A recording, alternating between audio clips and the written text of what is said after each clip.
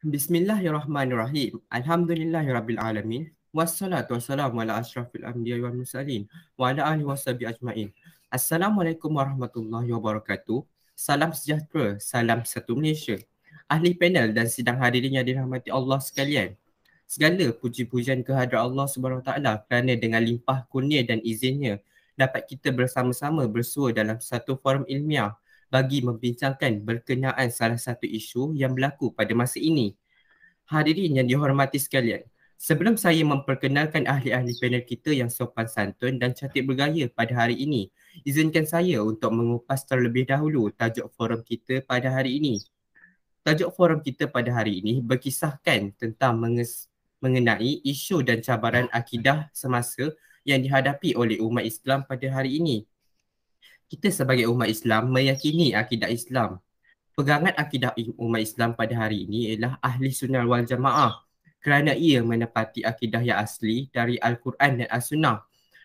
Akidah Islam adalah berkeyakinan yang bersumberkan ilmu atau makrifah. Sebagaimana diungkapkan oleh Syekh Muhammad Al-Ghazali, iman ialah makrifah yang menjadi keyakinan. Ia bukan keyakinan yang berbuta tuli, tetapi keyakinan yang bersumberkan dengan ilmu. Kerana itu, akidah Islam adalah akidah ilmu. Ilmu di sisi ulama Islam bukan semata-mata maklumat kerana maklumat ada yang benar dan ada juga yang salah. Ada yang meyakinkan dan ada yang semata-mata sangkaan atau waham.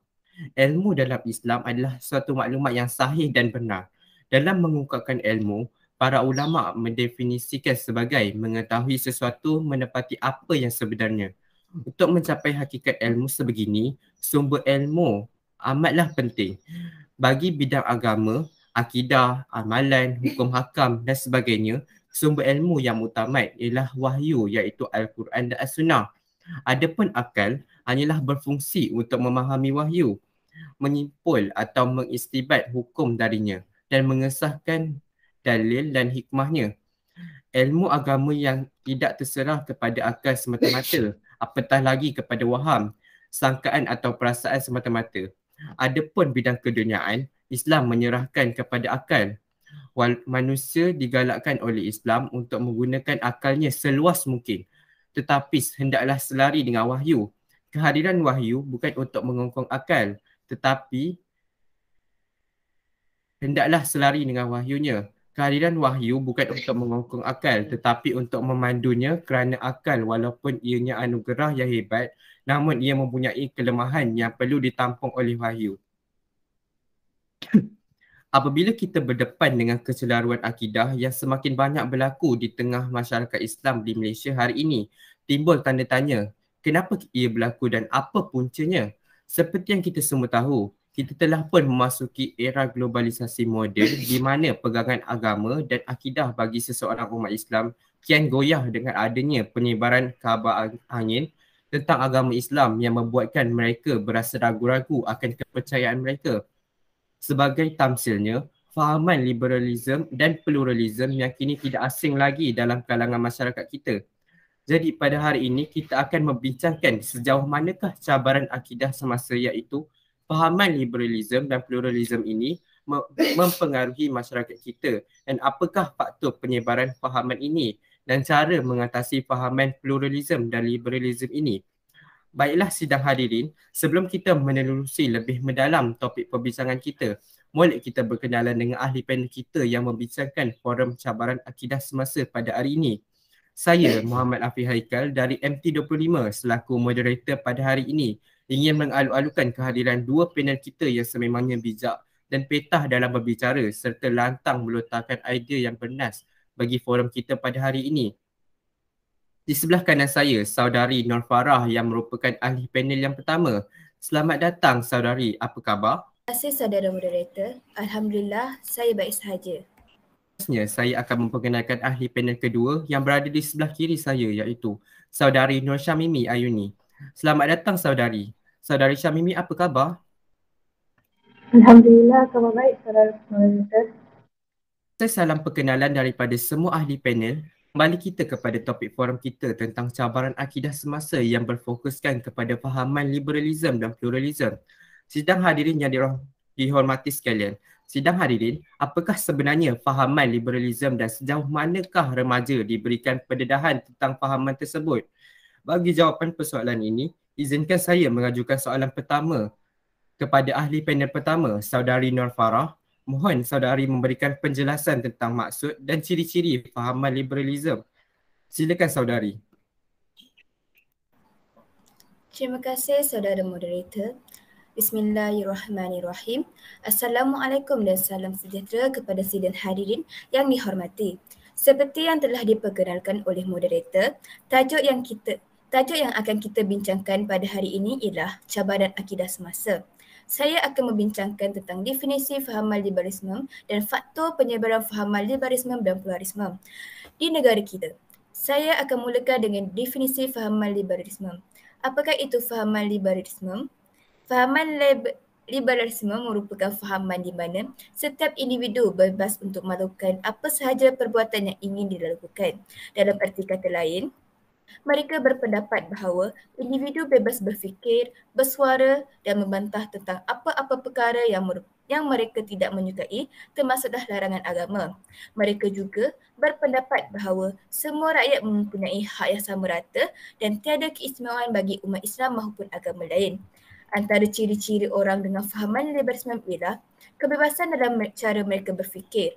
Mereka sentiasa menyatakan pandangan yang tidak terikat dengan peraturan atau larangan agama dan kebanyakan hak yang mereka perjuangkan itu bercanggah dengan Al-Quran dan As-Sunnah. Seterusnya, mereka tidak menghormati agamawan. Individu dengan kefahaman liberalisme ini akan berpendapat bahawa apa yang dikatakan oleh para agamawan itu tidak benar dan memperlekehkan nasihat mereka. Kita dibenarkan untuk tidak bersetuju dengan setiap pandangan seorang ulama, tetapi untuk menghina adalah tidak wajar. Dapat dilihat dari penjelasan itu tadi bahawa fahaman liberalisme ini jelas bahaya dalam kalangan umat Islam kerana ia menjejaskan darjat dan kehormatan agama Islam. Semua orang perlulah memainkan peranan dalam mengelakkan lagi penyebaran fahaman liberalisme di negara kita. Okey, setakat ini sahaja saudara moderator tentang maksud ciri-ciri fahaman liberalisme. Saya serahkan semula kepada saudara moderator. Terima kasih. Terima kasih kepada panel 1, Nur Farah. Sidang hadirin, demikian tadi penjelasan tentang maksud dan ciri-ciri fahaman liberalisme yang pada pandangan saya merupakan penjelasan terperinci dan menarik daripada saudari ahli panel pertama. Seterusnya, saya mohon penjelasan daripada ahli panel kedua, saudari Syamimi Ayuni tentang persoalan sejauh manakah remaja mendapat pendedahan dan mempunyai pengetahuan sedia ada tentang maksud dan ciri-ciri fahaman pluralisme. Silakan saudari Syamimi Ayuni. Assalamualaikum dan salam sejahtera. Terima kasih diucapkan kepada saudara moderator. Sidang hadirin yang dihormati. Fahaman pluralisme mempunyai banyak maksud mengikut penerimaan individu itu sendiri. Antaranya, pluralisme ialah konsep yang luas tentang penerimaan agama-agama yang pelbagai. Fahaman ini ialah ideologi baru yang dibawa dari orang barat sendiri. Menurut fahaman ini, agama yang ada hanyalah jalan yang berbeza untuk menuju kebenaran yang sama.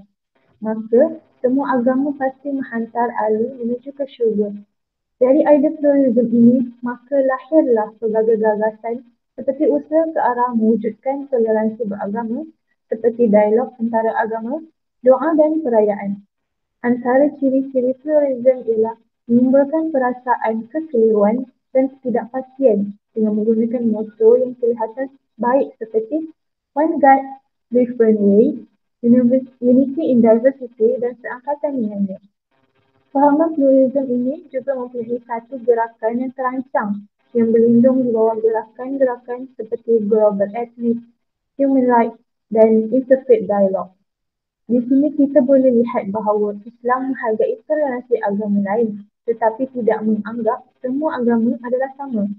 Dengan erti kata lain, Islam tidak menganggap bahawa Tuhan yang disembah oleh orang Islam adalah Tuhan yang disembah oleh orang lain.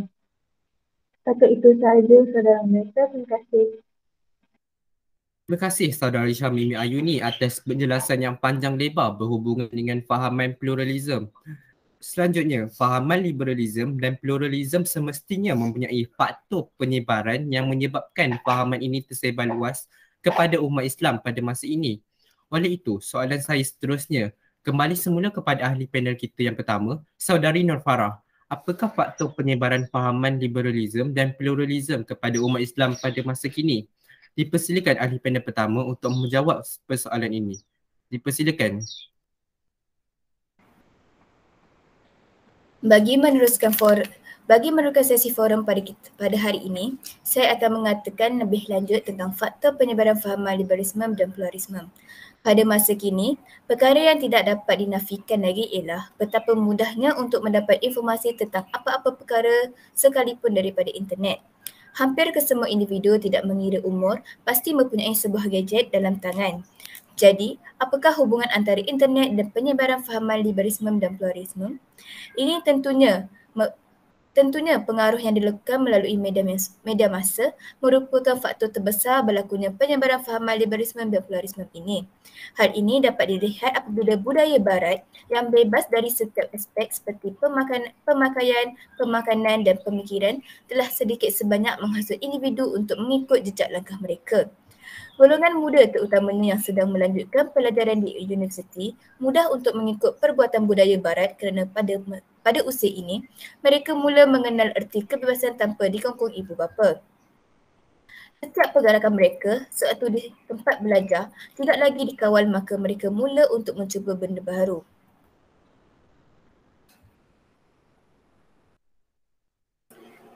Terima kasih kepada Saudari Nur Farah atas penjelasan yang begitu jelas tentang faktor penyebaran fahaman liberalisme dan pluralisme ini.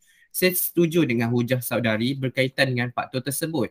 Seterusnya, sudah semestinya masalah ini mempunyai cara untuk kita mengatasinya. Jadi, Saudari Syamimi, bolehkah saudari menerangkan apakah langkah dan cara yang boleh kita lakukan untuk mengatasi masalah fahaman pluralisme dan liberalisme ini? Dipersilakan saudari. Terima kasih saudara moderator atas soalan yang diajukan tentang cara mengatasi fahaman pluralisme dan liberalisme. Antara cara yang boleh dilakukan ialah meletakkan Al-Quran dan As-Sunnah sebagai rujukan utama dalam kehidupan. Dengan ini, kita dapat menjaga keimanan kita dari terpengaruh dengan fahaman yang bercanggah dengan akidah. Sebagai contoh, semasa kita membaca Al-Quran, kita hendaklah memahami terjemahannya. Hal ini kerana isi yang terdapat dalam Al-Quran mudah difahami dan dapat menambah lagi pengetahuan tentang Al-Quran yang lebih mendalam. Selain itu, kita boleh mengamalkan sunnah-sunnah Nabi dalam kehidupan seharian. Apabila kita mengamalkan sunnah, kita dapat membezakan perkara yang betul atau salah. Fahaman liberalisme dan pluralisme dapat merosakkan akidah kita jika kita tidak mendalami ilmu Al-Quran dan sunnah. Sekian saja adik sekalian, kembali kepada saudara moderator. Terima kasih Saudari Syamimi, ahli panel kedua. Demikian tadi rumusan perbincangan daripada semua ahli panel kita tentang cabaran akidah semasa iaitu fahaman liberalisme dan pluralisme. Konklusinya, fahaman liberalisme dan pluralisme ini hendaklah kita jauhi dalam hidup kita agar kita tidak terpesong jauh dalam agama yang benar, iaitu agama Islam, serta tidak merosakkan akidah kita sebagai umat Islam. Terima kasih kepada semua ahli panel yang sudi hadir untuk membincangkan cabaran akidah semasa pada masa ini. Semoga forum ini menjadi wadah melahirkan remaja yang cakna tentang isu-isu agama. Selanjutnya, membantu menyelamatkan agama Islam. Harapan saya, forum ini mampu memberikan informasi bermanfaat buat semua hadirin yang dihormati. Sidang hadirin yang dihormati sekalian, kalau berjalan dah sampai ke batas, kalau berkayuh dah sampai ke pulau, kalau mendaki dah sampai ke puncak, kita telah sampai kepada penghujung bicara. Saya mewakili semua ahli panel mengucapkan setinggi-tinggi terima kasih kepada semua hadirin yang sudi hadir menyaksikan pertandingan forum ini. Lantaran keterbatasan waktu, saya mohon mengakhiri bicara ini. Selanjutnya, mohon mengundur diri. Sekian, wabillahi taufiq wal hidayah. Wassalamualaikum warahmatullahi wabarakatuh. Salam sejahtera, salam satu Malaysia. Assalamualaikum warahmatullahi wabarakatuh. Saya akan teruskan dengan sesi soal jawab kepada semua pelajar. Sila bertanyakan soalan kepada para panel kita. Dipersilakan. Assalamualaikum warahmatullahi wabarakatuh. Saya Muhammad Ahmad Shah ada sedikit soalan atau diajukan kepada para panel ataupun moderator. Jadi soalan saya kat sini, apakah sebenarnya yang diperjuangkan oleh Islam liberal ini? Itu saja soalan saya. Terima kasih. Saya akan memberikan soalan tadi kepada panel 1, Nur Farah. Dipersilakan. Assalamualaikum warahmatullahi wabarakatuh. Saya Nur Farah sebagai ahli panel pertama akan menjawab persoalan daripada Aimansyah, iaitu apakah yang diperjuangkan oleh Islam liberal ini. Di Malaysia, golongan Islam liberal ini telah mula memperjuangkan pelbagai isu bertujuan menyebarkan idea liberalisme secara lebih meluas. Antara agenda golongan ini ialah perjuangan fahaman pluralisme agama dengan mentarafkan semua agama agar kedudukan agama Islam sebagai agama yang paling benar dapat dihapuskan. Secara tidak langsung, kedudukan agama Islam di Malaysia dapat direndahkan sehingga boleh mengundang kepada kejagaan murtad. Selain itu, golongan Islam liberal juga berusaha menghapuskan kedaulatan agama Islam sama ada secara langsung atau tidak langsung. Kedudukan agama Islam di Malaysia sebagai agama bagi persekutuan sengaja ditaksirkan dengan Islam sekadar agama sahaja. Tujuan mereka menyatukan demikian adalah untuk menjadikan Malaysia sebagai negara berpaksikan demokrasi liberal yang tidak terikat dengan agama Islam. Dengan sebab inilah mereka turut menentang terhadap mahkamah syariah dan undang-undang syariah. Mereka juga berhasrat untuk menghapuskan institusi agama Islam di Malaysia. Itu saja. Terima kasih. Terima kasih panel 1, Nur Farah. Okey, soalan seterusnya. Assalamualaikum. Saya nak tanya, bagaimanakah cara atau usaha yang boleh dilakukan dalam mendepani atau mengelakkan diri dari terjebak kepada ketaksuban aliran Islam liberal ini? Terima kasih. Waalaikumsalam saudara. Soalan itu saya akan berikan kepada panel 2 iaitu Nur Syamimi Ayuni. Dipersilakan. Terima kasih diucapkan kepada Saudara Muhammad Danish. Pelbagai pendekatan, usaha dan strategik dakwah boleh dilakukan oleh agensi-agensi agama serta pendakwah masa kini dalam menangani serta menangkis ancaman aliran pemikiran tersebut, sama ada di peringkat kawasan penempatan sehinggalah ke peringkat nasional. Seterusnya, peranan pihak masyarakat, mereka perlu mempelajari ilmu agama dengan lebih mendalam agar dapat menjadi benteng daripada terpedaya dengan corak pemikiran Islam liberal. Masyarakat juga perlu memainkan peranan efektif, sikap accountability pada agama dan ambil tahu bukan sekadar untuk diri sendiri, malah saling mengingatkan antara satu sama lain tentang bahayanya gerakan ini dan betapa pentingnya untuk kembali dan memahami ajaran Islam yang sebenar dalam kehidupan seharian. Firman Allah Subhanahu Wa Taala dalam surah Al-Baqarah ayat 208 yang bermaksud, wahai orang-orang yang beriman, masuklah kamu ke dalam agama Islam secara keseluruhan dengan mematuhi segala hukum hakamnya dan janganlah kamu menurut jejak langkah syaitan. Sesungguhnya syaitan itu musuh bagi kamu yang terang nyata. Terima kasih. Pada pandangan Kristian dan Islam tentang pluralisme agama, setengah orang Kristian dia berpendapat bahawa pluralisme agama adalah konsep yang tidak sah atau bercanggah dengan diri sendiri. Bentuk maksima pluralisme agama ni mendakwa bahawa semua agama adalah sama benar atau bahawa satu agama boleh benar untuk setengah dan yang lain untuk yang lain.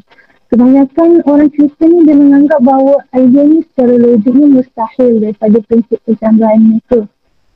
Walau bagaimanapun, Protestantism yang mempunyai banyak denominasi berbeza tidak mempunyai doktrin yang konsisten dalam hal ini dan mempunyai pelbagai penilaian berbeza berkenaan pluralisme agama.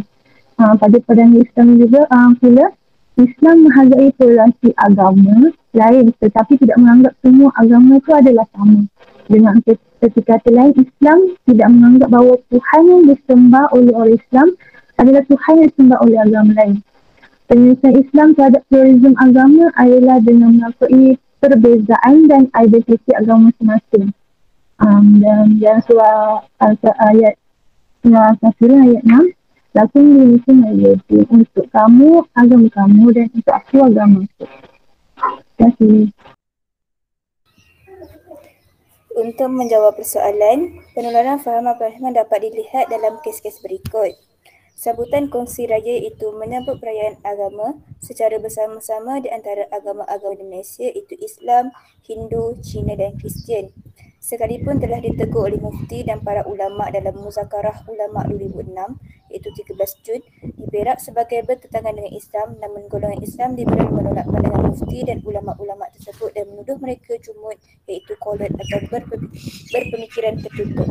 Saya akan cuba menjawab soalan ini. Dalam isu murtad seperti kes Lina Joy yang nama asalnya Azlina Jailani, golongan Islam liberal di Malaysia antara yang mendesak agar penganut Islam diberi hak untuk murtad dari agama Islam tanpa sebarang tindakan undang-undang dan tanpa tertakluk dengan keputusan Mahkamah Syariah. Seorang peguam yang juga merupakan ahli parlimen daripada parti kerajaan iaitu Zaid Ibrahim pernah mengungkapkan isu murtad ini dalam satu forum. Bagi kelompok Islam liberal yang jahil ini, mereka berhujah bahawa hak untuk murtad menurut mereka adalah kebebasan beragama yang juga diakui oleh Al-Quran. Mereka menyalah tafsirkan ayat Allah yang berbunyi, tidak ada pasangan dalam agama dalam surah Al-Baqarah ayat 256. Terima kasih.